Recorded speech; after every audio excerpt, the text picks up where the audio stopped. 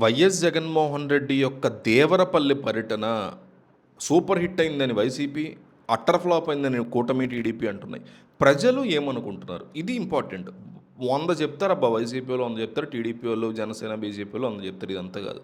ప్రజలు ఏమనుకుంటున్నారు? వైఎస్ జగన్ యొక్క దేవరపల్లి పర్యటన సూపర్ హిట్, అట్టర్ ఫ్లాప్. ఈ రెండిట్లో ఒకటి మిస్ అవ్వకుండా కంపల్సరీగా కామెంట్ చేయండి. మాజీ ముఖ్యమంత్రి వైఎస్ జగన్మోహన్ రెడ్డి యొక్క దేవరపల్లికి సంబంధించినటువంటి పర్యటన ఏదైతే జరిగిందో అది రాష్ట్ర రాజకీయాల్లో ఒక తీవ్ర దుమారాన్ని రేకెత్తిస్తుంది.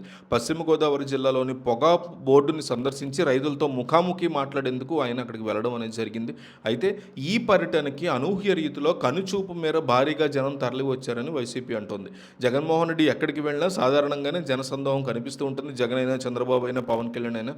కానీ దేవరపల్లిలో ఒక నెక్స్ట్ లెవెల్కి వెళ్ళారు ఈ జనం అనేది వైసీపీ యొక్క వాదన. అదే సమయంలో ఆయన కల్పించినటువంటి పోలీసు భద్రత మీద వైఎస్ఆర్ కాంగ్రెస్ పార్టీ తీవ్ర ఆగ్రహాన్ని వ్యక్తం చేస్తుంది.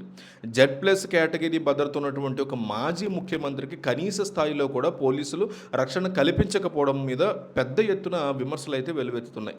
పర్యటన ముగిసిన వెంటనే వైఎస్ఆర్సీపీ నేతలు మీడియాతో మాట్లాడి భద్రతా లోపాల మీద సంచలన వ్యాఖ్యలు చేసిన పరిస్థితి కూడా ఉంది. దేవరపల్లి పర్యటనలో భద్రతా వైఫల్యం మీద తీవ్ర విమర్శలు వచ్చాయి.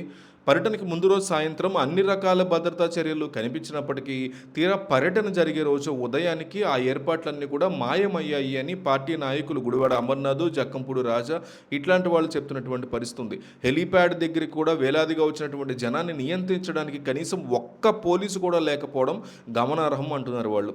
Z+ సెక్యూరిటీ ఉన్నటువంటి నాయకుడి మీద ఈ రకమైనటువంటి కుట్రలు చేస్తే ఆయన్ని చంపడానికి ఏమైనా ప్రయత్నం చేస్తున్నారా అనేటువంటి అనుమానాలు వైసీపీలో వ్యక్తమవుతున్న పరిస్థితి ఎంత దారుణంగా ఉందో పోలీసు ఉన్నతాధికారులకి, డీజీపీకి 4 సార్లు ఫోన్ చేసినా ఆయన నుంచి ఎలాంటి స్పందన రాలేదంటూ కూడా ఈ నేతలు తెలిపారు.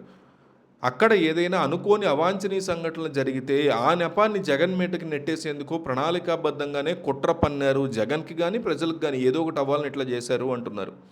వైసీపీ యువ వాలంటీర్లే స్వయంగా రంగంలోకి దిగి క్రౌడ్ని కంట్రోల్ చేస్తూ జగన్ పర్యటనని కంప్లీట్గా సక్సెస్ఫుల్గా పూర్తి చేయించారు అనేది వైసీపీ వాదన.